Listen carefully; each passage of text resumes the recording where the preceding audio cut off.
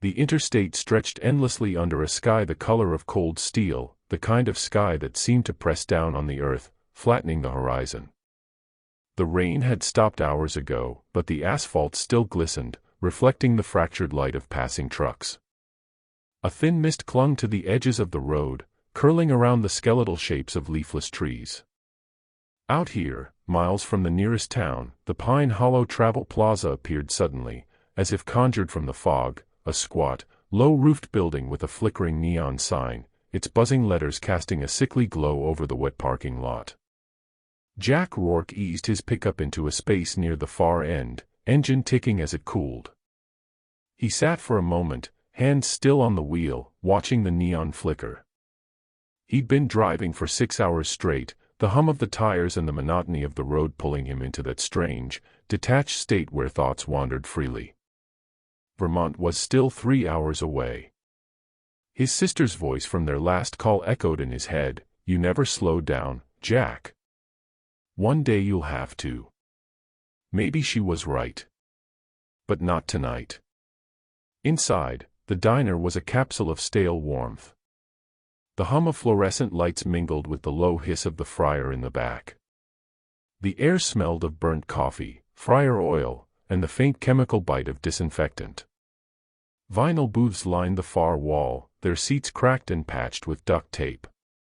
A soda machine gurgled in the corner, its rhythmic churn the only sound between bursts of muffled conversation.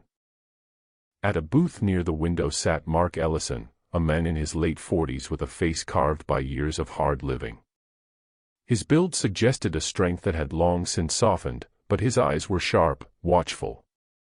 Across from him sat Kayla, a girl of 12, her skin a warm brown, her hair pulled into a tight braid. She wore a faded hoodie 2 sizes too big, the sleeves pulled down over her hands as if to hide inside them. Her gaze was fixed on the tabletop, tracing the scratches in the laminate like they were escape routes. Mark leaned forward, his voice low and clipped. "Eat," he said, nodding toward the untouched plate in front of her. Kayla gave a small nod but didn't lift her fork. Her stomach was a knot, not from hunger but from the weight of fear pressing against her ribs. She thought of another diner months ago, off Route 6, when she tried to catch the eye of a waitress. Mark had noticed. The bruise had lasted for days. At the counter, nursing a mug of black coffee, sat Jack Rourke. Mid-30s, broad-shouldered, with the posture of a man who'd spent years in uniform. A former Army Ranger, Jack had been out of the service for 5 years, but the habits, scanning every room, noting every exit, reading the unspoken language of body posture, never left him. He wasn't looking for trouble tonight. He'd been driving for hours, heading north to Vermont to see his sister. The rest stop was supposed to be just that, a pause, a refill, a moment to stretch his legs. But something about the pair in the booth caught his attention. It wasn't obvious, just a subtle tension in the air, the way the man's gaze pinned the girl, the way she seemed to fold in on herself. Jack's eyes drifted away, then back again.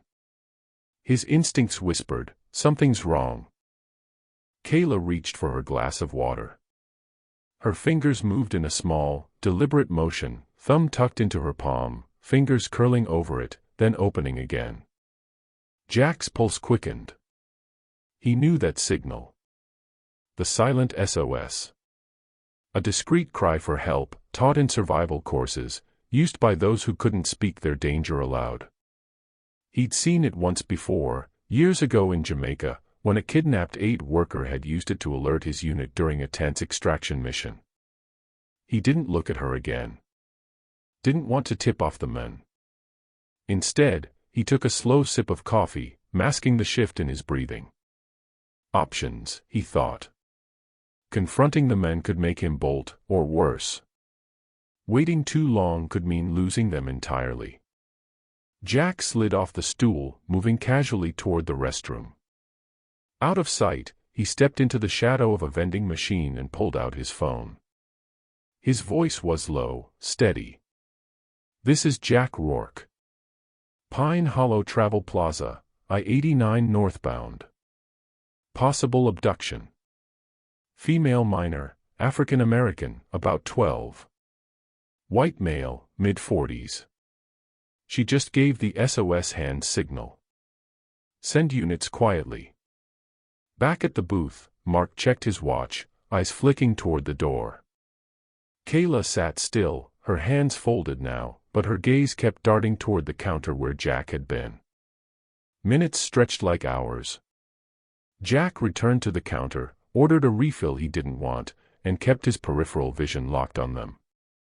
Through the diner's front windows, he caught the faint sweep of headlights, not the strobe of sirens, but the slow, deliberate approach of unmarked vehicles.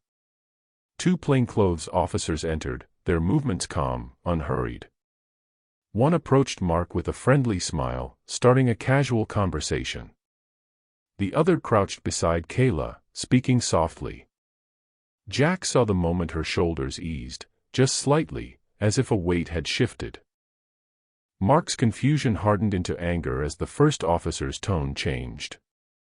Moments later, he was on his feet, hands behind his back, the metallic click of handcuffs loud in the quiet diner. Kayla was led gently toward the door, her eyes scanning until they found Jack. She mouthed 2 words, "Thank you," before disappearing into the night with the officers.